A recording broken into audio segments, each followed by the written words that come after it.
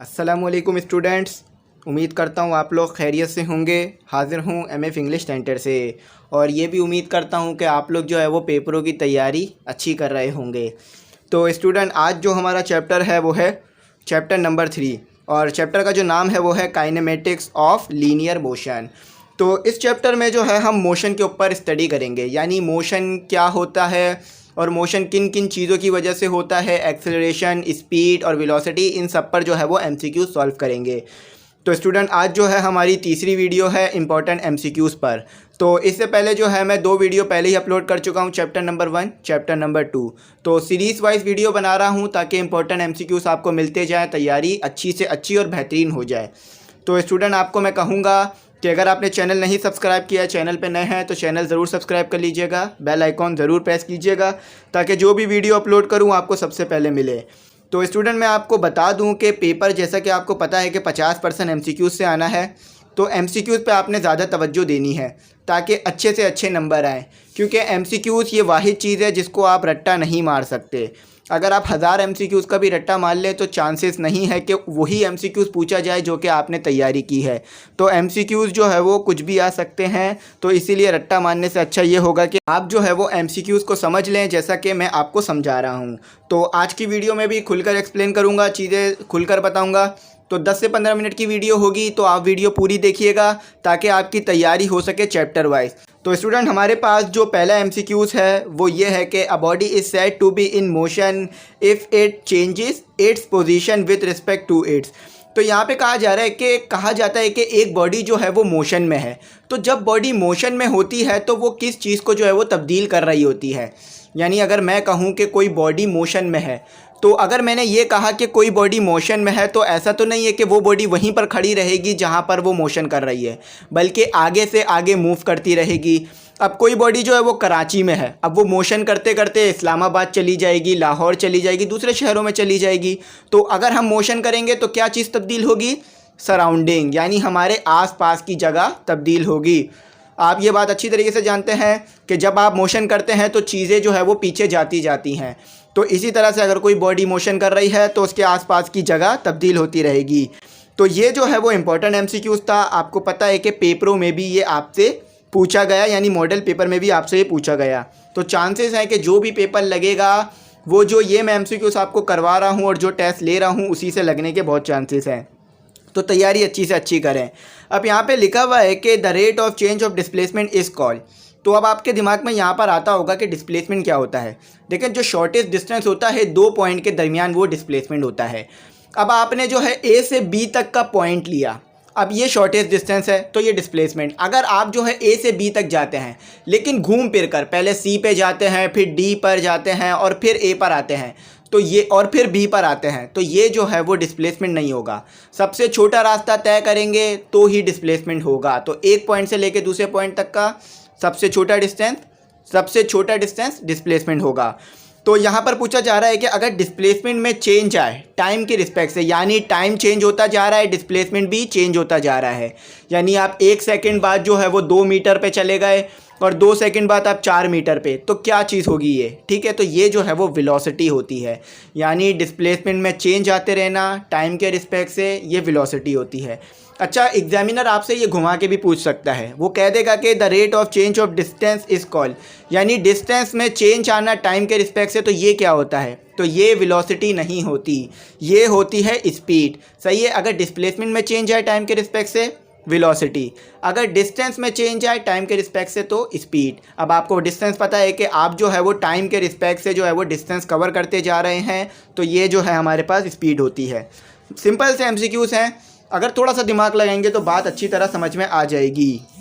तो स्टूडेंट, हमारे पास जो तीसरा है वो ये है कि ऐसा यूनिट ऑफ डिस्टेंस इज़।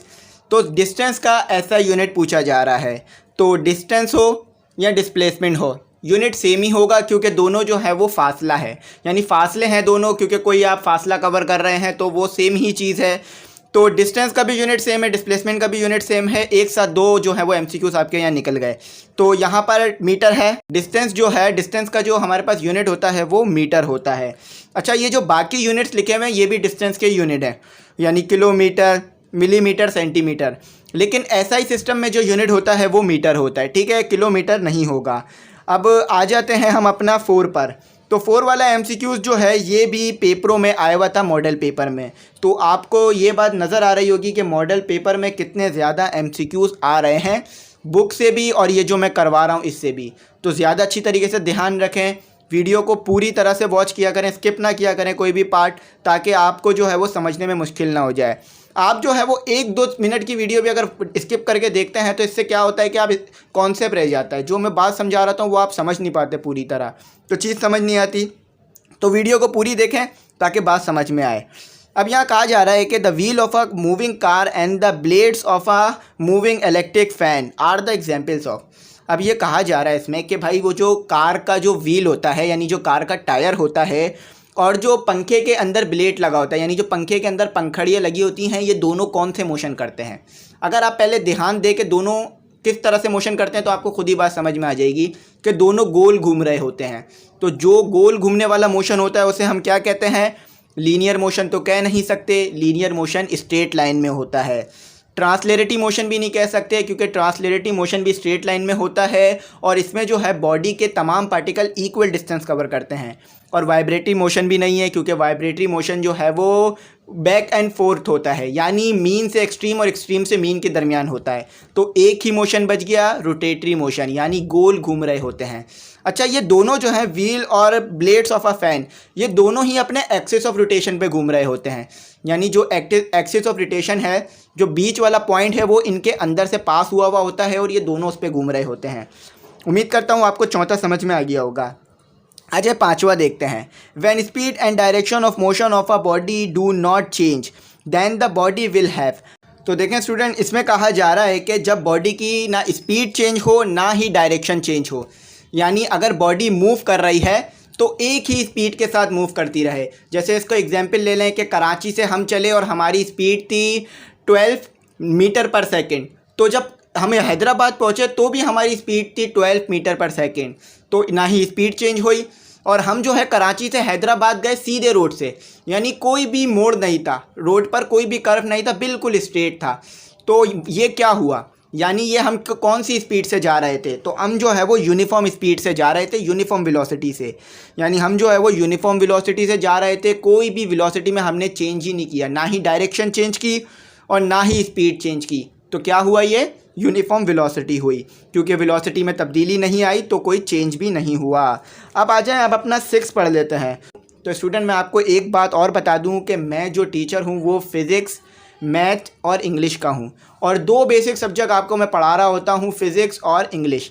तो आप लोग जो है मुझसे बाकी सब्जेक्ट के भी सवाल कर रहे होते हैं, केमिस्ट्री के, बायोलॉजी के, ज़ूलॉजी के और मुख्तलिफ़ सब्जेक्ट्स के। तो इस चीज़ का ध्यान रखें कि मेरे से जो है वो मेरे सब्जेक्ट से रिलेटेड ही सवाल किया करें, क्योंकि ये बात मैंने पहले भी शायद आप लोगों को नहीं बताई, तो इसलिए ये होता है। क्योंकि आप जानते हैं कि एक टीचर जो है वो ज़्यादा से ज़्यादा 1 या 2 सब्जेक्ट पढ़ा सकता है।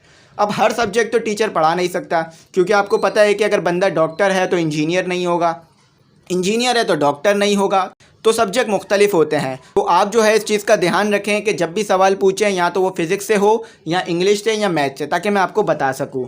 और इंशाल्लाह कोशिश करूंगा कि मैथ की भी आपको तैयारी करवाऊं, क्योंकि मैथ के लिए जो है मेरे पास सोर्सेस अभी है नहीं। तो जैसे ही सोर्सेस मैं जमा कर लूँगा, बोर्ड वोर्ड और चीज़ें, तो फिर आपको मैथ कराऊँगा जिससे आपको समझ में आए और करने में अच्छा लगे और आपको ऐसा लगे कि आप क्लास में बैठ के ही चीज़ कर रहे हैं। 6 देखते हैं। The distance and direction of a body from a fix point show it's. Student, इसमें कहा जा रहा है कि डिस्टेंस और डायरेक्शन क्या चीज़ शो करती है किसी भी बॉडी का, यानी किसी भी पॉइंट का क्या चीज़ शो करती है। तो स्टूडेंट, पोजीशन को शो करता है, यानी कहाँ क्या कितने डिस्टेंस पर बॉडी है, किस डायरेक्शन में मौजूद है, तो इससे हम पोजीशन पता लगा लेते हैं चीज़ की। यानी अगर मैं आपको बता दूं कि भाई एक चीज़ जो है वो इस्लामाबाद में मौजूद है और इतने डिस्टेंस पे मौजूद है, तो आप जो है वहाँ पर पहुँच सकते हैं। तो इसीलिए अगर हमें डिस्टेंस पता है, डायरेक्शन पता है, तो हम जो है वो पोजीशन बता सकते हैं और हमें पता लग सकती है। तो उम्मीद करता हूँ आपको 6 समझ में आया होगा। 7वां देखते हैं। When an object spin or rotate about a fix point or axis to motion is called. देखिए स्टूडेंट, इसमें कहा जा रहा है कि जब एक ऑब्जेक्ट अपने फिक्स पॉइंट पे मूव कर रहा हो, यानी उसका जो मोशन है लट्टू की तरह हो या पंखों की तरह हो, तो ये जो मोशन है वो किस तरह का मोशन होता है। तो स्टूडेंट, मैंने आपको ऊपर भी बात बताई थी कि ये जो मोशन है वो रोटेशनल एंड सर्कुलेटरी मोशन होता है, यानी चीज़ जो है वो अपने ही एक्सिस में घूम रही होती है, एक्सिस ऑफ रोटेशन के ऊपर। यानी रोटेशनल और सर्कुलेटरी मोशन में जो है ऑब्जेक्ट अपने एक्सिस ऑफ रोटेशन पे ही घूम रहा होता है। अब 8 जो है हमारे पास वो ये है कि 2 and 4 motion about the mean position is called, यानी इसमें कहा जा रहा है कि मोशन जो है अपने ही आगे पीछे घूम रहा है। यानी ए और बी है, पहले ए पॉइंट पे जा रहा है, फिर बी पर आ रहा है, फिर ए पे जा रहा है, फिर बी पर आ रहा है। यानी मीन पोजीशन से एक्सट्रीम पोजीशन पे, एक्सट्रीम पोजीशन से फिर मीन पोजीशन पे, फिर मीन से एक्सट्रीम। तो ये किस तरह का मोशन होता है।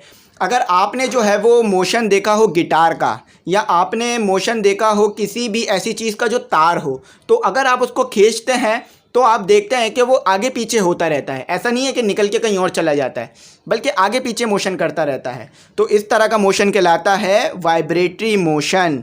तो उम्मीद करता हूँ समझ गए होंगे। अब 9 जो है वो ये है the value of G is. तो बहुत आसान है, करवाने की ज़रूरत नहीं है। तो आप इसका जवाब कमेंट सेक्शन में बताना, लेकिन फिर भी बता देता हूँ बच्चों के लिए। इसका जो हमारे पास जवाब है वो है 9.8 मीटर पर सेकंड का स्क्वायर। यानी 9.8 मीटर पर सेकंड का स्क्वायर किसकी वैल्यू है, जी। अब जी क्या होता है, ग्रेविटेशनल एक्सेलरेशन। वो एक्सेलरेशन जो अर्थ की अट्रैक्शन की वजह से, अर्थ की ग्रेविटी की वजह से आती है। ये वैल्यू आपने बहुत अच्छी तरह याद रखनी है, क्योंकि मैक्सिमम MCQs या न्यूमेरिकल में ये वैल्यू आएगी। आप मैट्रिक में चले या सेकंड ईयर फर्स्ट ईयर, ये वैल्यू कहीं ना कहीं फॉर्मूले में आ ही रही होती है। बहुत फॉर्मूले में जी की वैल्यू चाहिए होती है, और ये दी भी नहीं होती। तो आपने जो है ये याद करनी है। अब आ जाते हैं 10 पढ़ते हैं। Motion of the body in a straight line is called. तो इसमें पूछा जा रहा है कि मोशन जो है वो किसी भी बॉडी का हो रहा है स्ट्रेट लाइन में, तो इसे जो है वो क्या कहा जाता है। यानी एक बॉडी है जो कि स्ट्रेट लाइन में मोशन कर रही है, तो इसे हम क्या कहते हैं। तो ये जो है आपने बताना है। तो स्टूडेंट, जब कोई बॉडी स्ट्रेट लाइन में मोशन करती है तो वो कौन सा मोशन होता है, ट्रांसलेटरी मोशन। यानी इस मोशन को जो है हम ट्रांसलेटरी मोशन कहते हैं। और स्टूडेंट, मैं आपको ट्रांसलेटरी मोशन की एक और ख़ासियत बता दूं कि ट्रांसलेटरी मोशन में बॉडी जो है वो इक्वल डिस्टेंस कवर करती है। यानी बॉडी के जितने भी पार्ट होते हैं और जितने भी हिस्से होते हैं वो इक्वल डिस्टेंस कवर करेंगे इस मोशन में। तो ये जो है वो ख़ासियत होती है ट्रांसलेटरी मोशन की। तो स्टूडेंट, उम्मीद करता हूँ आपको बात समझ में आई होगी। अच्छा, इस चैप्टर में एक नाम है काइनेमेटिक, जो कि इस चैप्टर का खुद का नाम है। तो इसकी भी मैं आपको डेफिनेशन बता देता हूँ, क्योंकि ये भी इंपॉर्टेंट है। तो स्टूडेंट, काइनेमेटिक जो है ये ब्रांच है फिज़िक्स की, और ये जो है वो मोशन से डील करती है। यानी ये जो है मोशन के ऊपर स्टडी करेगी कि एक्सेलरेशन कितनी पैदा हो रही है। अब मोशन कर रहे हैं तो एक्सेलरेशन पैदा होगी, वेलोसिटी कितनी है और कितना डिस्टेंस कवर हो रहा है, कितनी स्पीड है। लेकिन हम इसके अंदर ये नहीं देखते हैं कि मोशन हो कैसे रहा है। यानी अब अगर मोशन हो रहा है तो कोई ना कोई चीज़ या कोई ना कोई फोर्स तो होगी मोशन कराने के लिए। खुद ब खुद तो मोशन होता नहीं है, तो कोई ना कोई फोर्स मौजूद होती है मोशन में। तो ये जो ब्रांच होती है ये सिर्फ किसके ऊपर स्टडी करेगी, ये जो है स्पीड, एक्सेलरेशन और मोशन पे स्टडी करेगी। ठीक है, और ये जो ब्रांच है नहीं देखेगी कि मोशन कैसे हो रहा है। यानी कौन सी एजेंसी है, कौन सी ऐसी चीज़ है जो मोशन करा रही है, ये उसे नहीं देखेगी, सिर्फ मोशन को स्टडी करेगी। तो आपने जितने भी MCQs देखे उस सब में जो है मोशन को स्टडी किया गया, किसी में भी जो है वो कैसे मोशन हो रहा है नहीं देखा। तो उम्मीद करता हूँ बात आपको यहाँ तक समझ में आई होगी। मैंने अच्छी तरह से कोशिश की कि आपको खुलकर एक्सप्लेन करके सब कुछ समझाऊं। लेकिन अगर फिर भी कोई गलती, क्यूरी, डिफ़िकल्टी रह गई हो, कुछ ना समझ में आया हो, तो कमेंट सेक्शन में आप मुझे मैसेज कर दीजिएगा। इंशाल्लाह मैं आपको रिप्लाई करूंगा और बता दूंगा कि क्या जो है आपको नहीं समझ में आ रहा। ठीक है, अगर आपको समझ में आया हो, वीडियो अच्छी लगी हो, समझाने का तरीका अच्छा लगा हो, तो अप्रिसिएशन के लिए लाइक, सब्सक्राइब, कमेंट करिएगा, ताकि जो अप्रिसिएशन हो मेरी भी। तो उम्मीद करता हूँ बात आपको समझ में आ गई होगी। अगर कुछ रह गया हो तो आप जो है कमेंट सेक्शन में भी मैसेज कर सकते हैं। तो उम्मीद करता हूँ बात समझ में आई होगी। Thanks for watching. अल्लाह हाफिज़।